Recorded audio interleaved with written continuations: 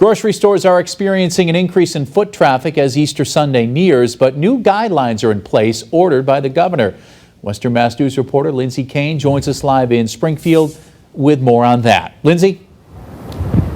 Governor Baker announced a statewide decision to restrict the number of people in grocery stores to 40% of what the building can legally hold.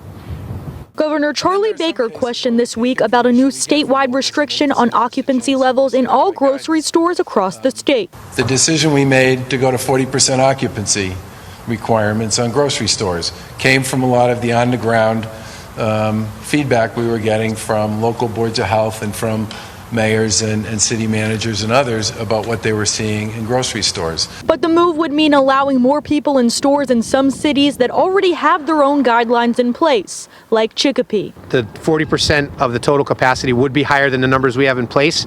And again, we've asked the businesses to kind of go with what our officers and our Board of Health have seen, and they've been compliant with that. We understand it's difficult for businesses right now, the economy, it's a tough time for everyone, but our goal is to make sure we save lives and we try to stop the spread of this virus. Officer Michael Wilk of the Chicopee Police Department tells Western Mass News most businesses in Chicopee are keeping their occupancy levels the same and aren't raising them to the governor's new guidelines. We've asked the stores to work with us with these levels, and they have been, and it's been working.